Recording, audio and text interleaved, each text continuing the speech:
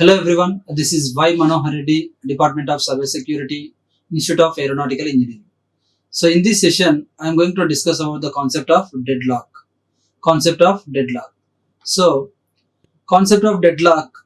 Deadlock is nothing but a condition when two or more transactions are waiting indefinitely for one another to give up locks. That means the transactions are going to be used for the acquiring locks.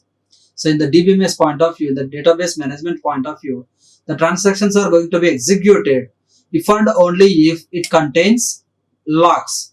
It contains locks. That is we already seen in the log based protocols. So to stop the execution, to stop the concurrent execution of the transactions, we are using locks. So here in the deadlock condition, we are applying locks on the transactions. So from this definition, we understand that what the transaction contains locks.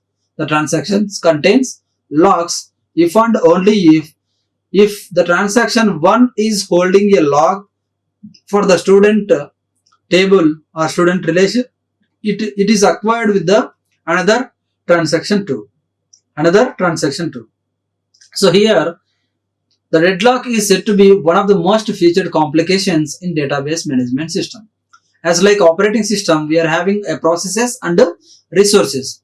So from there, the deadlock is nothing but a process which is requesting for the resource which is already held by the process, which is already held by the another process. That means a process 1 holds resource 1.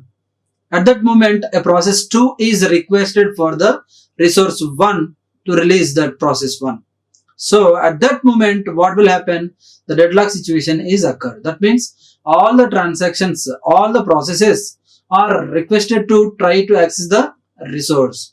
At the same time, they are going to requesting for the resource. So that moment, the deadlock situation occurs. The same concept will apply here. The transactions, one transaction is held with the lock 1. One transaction held with the lock 1 is requested by another transaction for the lock.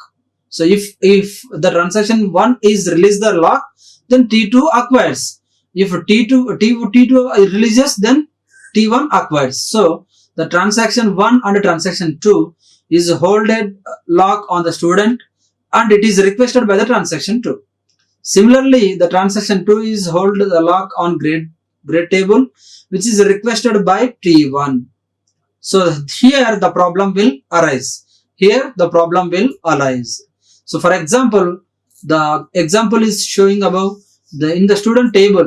In the student table, the transaction T1 holds a lock. Transaction T1 holds a lock on some rows and needs to update some rows in the grade table. So T1 holds a lock on some rows updating on the grade table actually. So T1 holds a lock to update the gradings.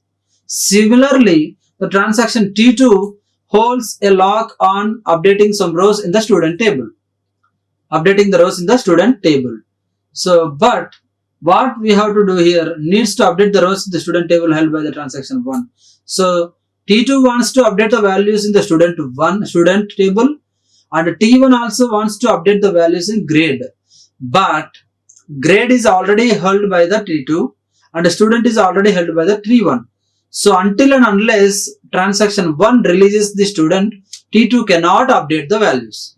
Similarly, T1 is going to update the values on grade table until and unless T2 has to release it. So T2 has to release this grade, then only T1 updates the value. Similarly, T1 has to release the lock on student, then T2 has to update the values. So at this moment, the main problem arises. Now transaction T1 is waiting for T2 to release its lock. So transaction T1 is waiting for T2 release its lock on grade because to updating the values. Similarly, transaction 2 is also waiting for transaction 1 to release lock on student because to updating the values. So all activities come to a halt state. Halt state is nothing but a trophic state or deadlock state. and remains at a standstill. So it will remain in a standstill until the DBMS detects the deadlock and aborts one of the transactions. So if this condition arises, indirectly DBMS allows only one transaction, and the other transaction is going to be aborted. So at this moment the deadlock situation occurs. So for this we have to do some techniques like deadlock avoidance, deadlock detection, and deadlock prevention. These three concepts will covers to do not rise the deadlock situation. So deadlock avoidance. So when a database is stuck in a deadlock state, so if deadlock situation arises, then it is better to avoid the database rather than aborting or restarting the database. So this is a waste of time and resources. So deadlock avoidance mechanism is used to detect any deadlock situation in advance. So deadlock avoidance mechanism is used to detect any deadlock situation in advance. So prior itself it is going to be detected. So a method like wait for a graph is used for detecting the deadlock situation. So a method called wait for a graph for detecting the deadlock situation. But this method is suitable only for the smaller database. So wait for a graph is one method for the deadlock detection and for the smaller databases only. But for the larger database, deadlock prevention method can be used. So deadlock avoidance is a mechanism which is used to detect any deadlock situation occurs. And deadlock detection. So in a database, when a transaction waits indefinitely to obtain a lock, then the DBMS should detect whether the transaction is involved in a deadlock or not. First of all, it is checking whether the transaction is in deadlock or not. If it is not, then it gives the locks to acquire it. It gives the locks to update the values. So the log manager maintains a wait for the graph. To detect the deadlock cycle in the database. So detect the deadlock cycle in the database. So wait for the graph is one technique to detecting the deadlock situation. So here wait for the graph. So this is the suitable method for deadlock detection. In this method, a graph is created based on the transaction and their lock. So a graph is created based on the transaction and lock. So a small graph is created like this. If the created graph has a cycle or closed loop, then there is a deadlock. So it says that if the created graph, however the creating graph with the transactions and the locks, if the locks and the transactions are forms a cycle, then there is a situation called deadlock. So it says that if cycle is formed, then it is showing the deadlock situation. The wait for the graph is maintained by the system for every transaction which is waiting for some data held by others. So for every transaction it is going to be maintained actually. So the system keeps checking the graph if there is any cycle in the graph. So whenever the transactions are ready to execute, ready to acquire the locks, it says that it is identifying that all the transactions and the locks are forming the cycle or not. It is verifying each and every time. If cycles are formed, then it is identified their deadlock situation is going to be arises. So that it identifies and wait for the deadlock situation arises or not. So the wait for the graph is showing here. This is the transaction 1 and this is the transaction 2. So when the transaction 1 and a lock is having, then the lock is going to be forming with the cycle. Graph is going to be forming the cycle. Then it says that deadlock situation is occurred. So here from this point of view, it is forming a cycle. So it says that if any cycle is formed, formed with transaction 1 or lock 1, then it detects that this is the situation where deadlock arises. This is the situation where deadlock arises. So at this moment we are identifying that the situation here, so that we are aborting any of the transaction, or we are going to keep the transaction to be wait for some time. Keep the transaction is to be wait for some time. And the next one, deadlock prevention. Deadlock prevention. So deadlock prevention method is suitable for large databases. So if the resources are allocated in such a way that a deadlock never occurs, then the deadlock can be prevented. So that means you have to create more number of locks or more number of resources to the processes. The same way we have to understand here, you have to create more number of locks to the more number of transactions. So the database management system analyzes the operations of the transaction, whether they can create a deadlock situation or not. If they do, then the database never allowed the transaction to be executed. So it holds that the transactions are going to be executed before deadlock situation arises. So how to prevent the deadlock situation means we have to create more number of resources. We have to create more number of resources. So there are some techniques like one is wait die scheme. Wait die scheme. So in this scheme, if a transaction requests for a resource, that is nothing but lock, which is already held with a conflicting lock by another transaction, then the DBMS simply checks that the timestamp of both transactions. It checks that timestamps of the both transactions. So it allows the older transactions to wait until the resource is available for the execution. So at that moment it checks that the timestamps of the transaction. So whoever transaction comes first, so it allows to execute the transactions only. It allows to execute that older transactions only. So let us assume here there are two transactions. One is Ti and the second one is Tj. And let the timestamps of transaction is a timestamp of any transaction T.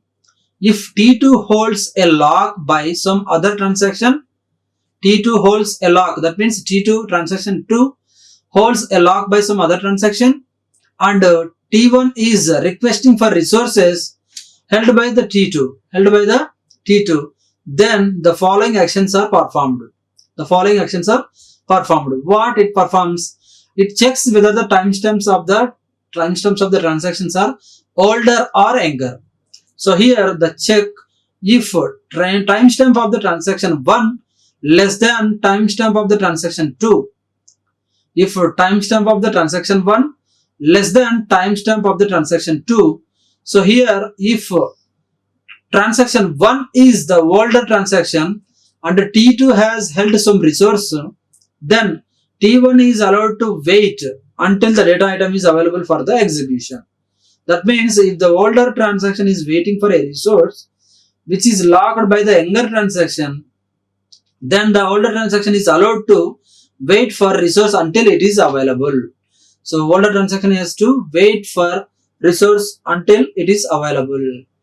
And check second condition, if timestamp of transaction 1 less than timestamp of transaction 2, if transaction 1 is older transaction and has held some resource, and if T2 is waiting for it, then T2 is killed and restarted later. So with the random delayed but with the same timestamp. So there are two conditions. One is the timestamp values of the transaction 1 and timestamp values of the transaction 2. So if timestamp values of the transaction 1 arrived first, then timestamp of the transaction 2 is wait for the resource to execute it. It has to wait for some time. After waiting time is over, then it is going to be executed. So this is a scheme is called as wait under die scheme. Next one, wound wait scheme. So in this wound wait scheme, if the older transaction requests for a resource, which is held by the younger transaction, which is held by the younger transaction, then older transaction forces younger one to kill the transaction and release the resource. After the minute delay, the younger transaction is restarted but with the same timestamp value. So here the transaction 1, younger transaction and older transactions are checking to each other, and if older transactions are waiting since a long time, then it kills younger transactions resource and it acquires it. So if the older transaction has held a resource which is requested by the younger transaction, then the younger transaction is asked to wait until older transaction releases it.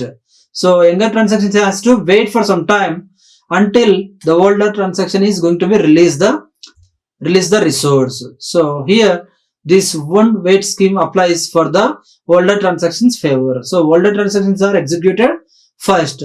Younger transactions are wait until the older transactions are releases the resource. So this is the way we can understand that deadlock prevention. One is wait die scheme and the second one is one wait scheme. Those two schemes are only based on the transaction timestamp values. So if the timestamp value is more for the transaction, then it is said to be older transaction, and the timestamp value of the transaction is less, then it is said to be the younger transaction. So here the preference is given to only to execute the older transactions. Those who are waiting for since long time, those are executed first, and those who are waiting since last minutes or last session, then it has to wait for some time.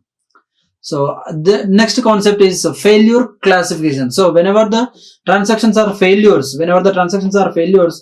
during the problems occurred during the execution, the problems will occur. So to find that where the problem has occurred, we generalize a failure into the following categories. So failure is classified into three types actually. So failure is classified into three types. One is the transaction failures, second one is system crash, and third one is disk failure. First one is transaction failure, second one is system crash, and third one is disk failure. So first one, transaction failure. The transaction failure occurs when it fails to execute or when it reaches a point from where it cannot go any further. So the transaction may becomes failure if and only if it is going to be fail to execute.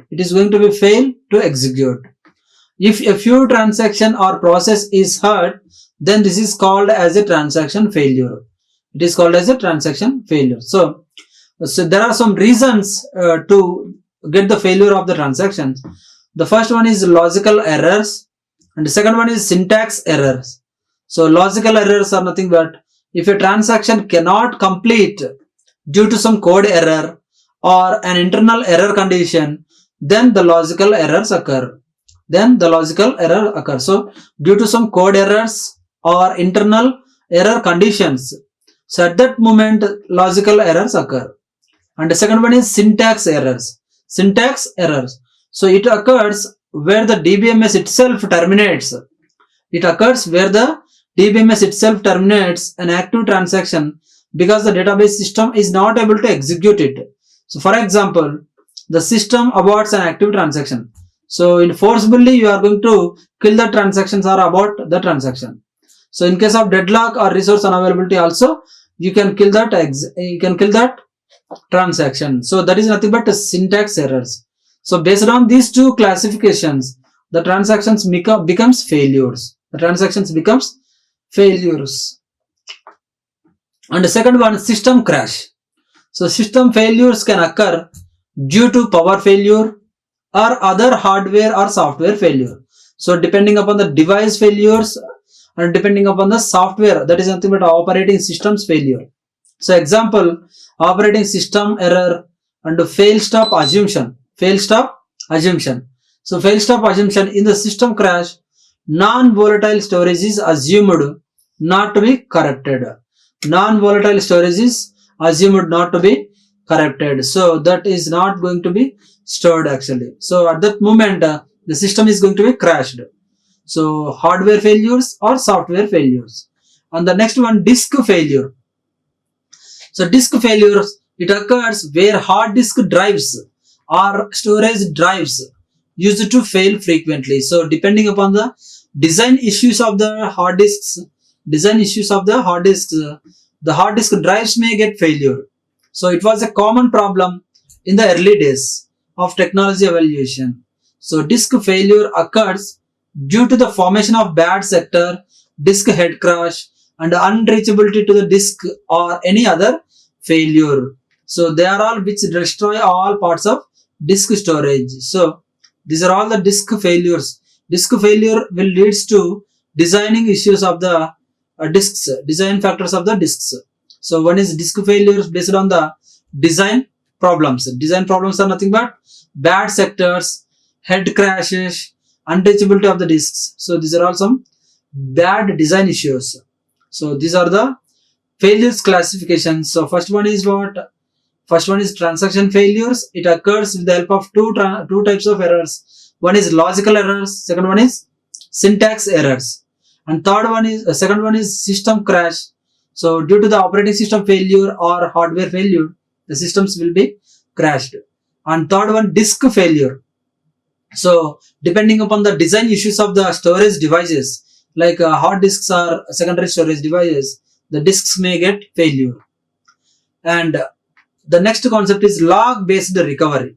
So log based recovery. So we are going to have the failures of the transactions actually, but all the failure transactions may get recoverable. All the transactions may get recoverable, and we can recover those transactions based on some different techniques. In that, one technique is log based recovery. So here, log based recovery. What is meant by log actually? So log is nothing but a sequence of records. Actually, whenever the transaction is processed, whenever the transaction is started, automatically a log is created. So log of each transaction is maintained in some stable storage. So that if any failures occur, then it can be recovered from here only.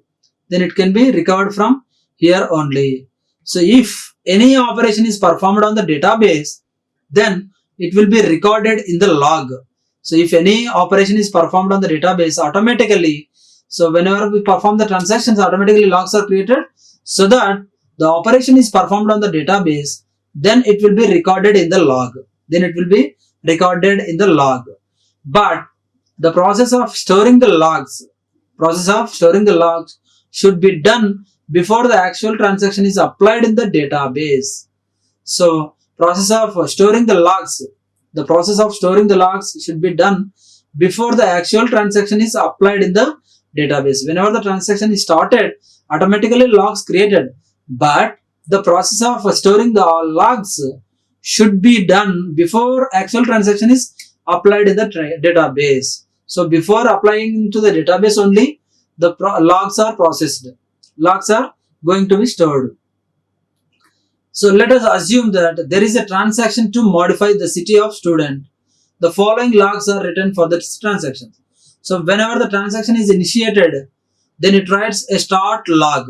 So automatically whenever the transaction is started, this is the log created behind that transaction. And when the transaction modifies the city from Noida to Bangalore, then another log is written to the file, that is updating log. So this is updating log, and this is starting log, and this is committing log. That is nothing but finishing log. So here what we are going to do, we are starting the transaction, and here we are updating the city from Noida to Bangalore. We are updating the value. So whenever the transaction is finished, then it writes another log to indicate the end of transaction. So it writes another log to indicate the end of transaction, that is ending transaction. This is the ending transaction log. So there are two approaches to modify the database. There are two approaches to modify the database. One is deferred database modification. So deferred database modification, and the second one is immediate database modification. One is deferred database modification, second one is immediate database modification. So here the deferred modification technique occurs if the transaction does not modify the database until it has committed. So all the database operations are done, all the transactional operations are done, then only the transaction is going to be committed. So in this method, all the logs are created and stored in the stable storage, and the database is updated when a transaction commits. So here all the logs are created, all the logs are updated, and all the logs are stored in stable storage.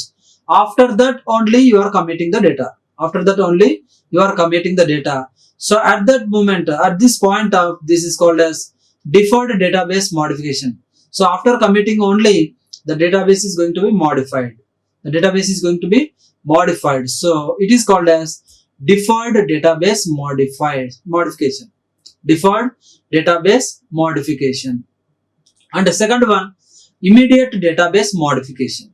So the immediate modification technique occurs if database modification occurs while the transaction is still active.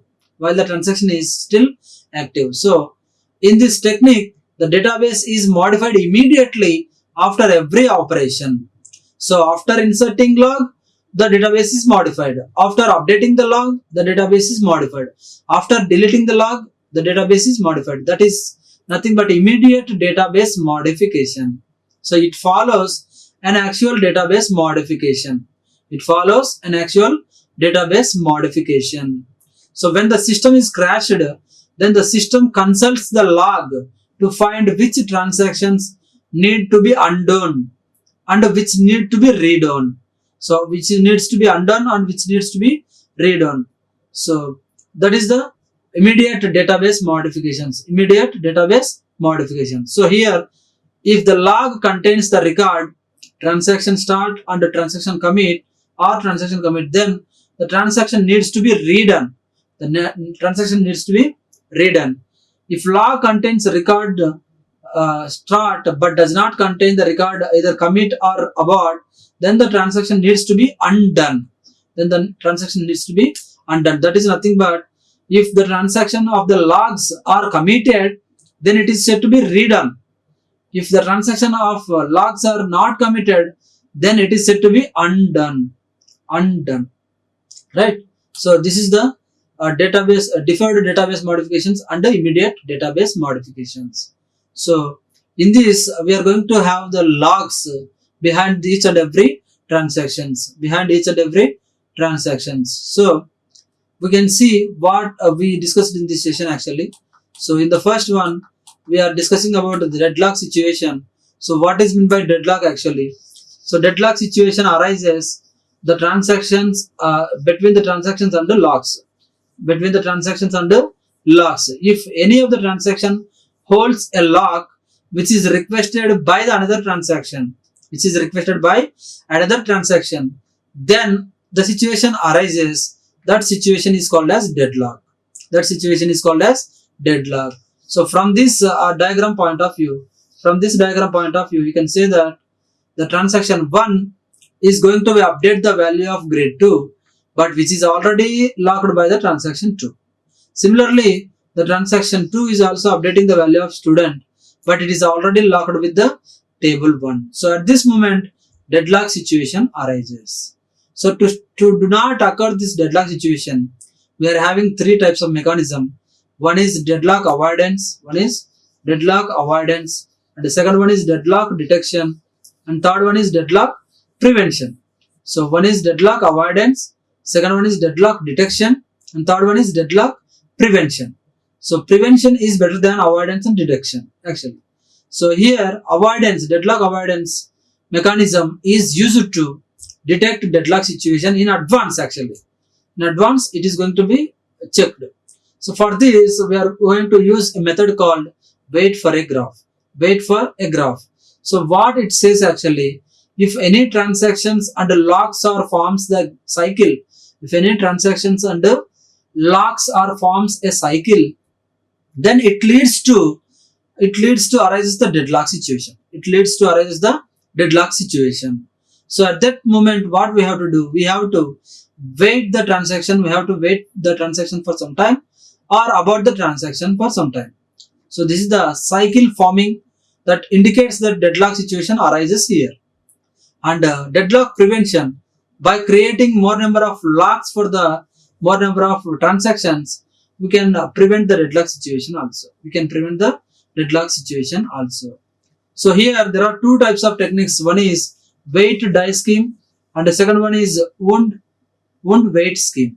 One is wait die scheme and the wound wait scheme. So these two schemes are depending upon the transactions are older or younger. Those two transactions are depending upon the older transactions or younger transactions.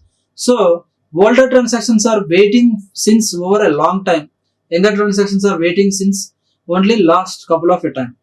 So at this moment, the older transactions are going to ask younger transactions for releasing the resources.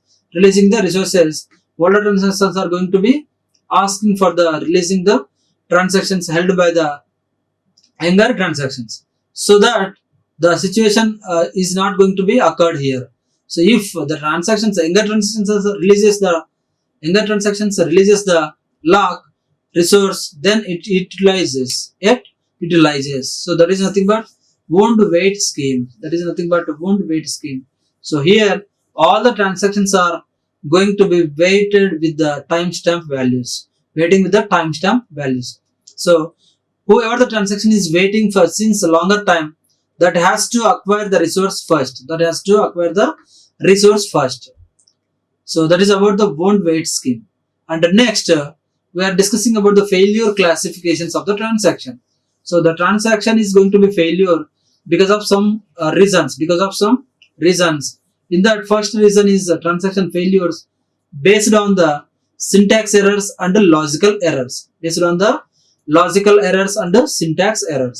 So logical errors are nothing but some coding errors or internal error conditions. Some coding errors are logical errors, and the syntax errors are nothing but the DBMS itself. You are going to forcibly stop the execution or forcibly stop the transactions.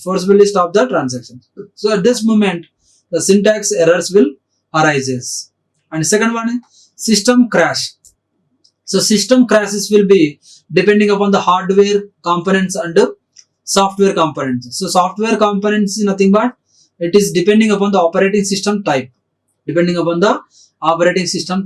hardware designs also.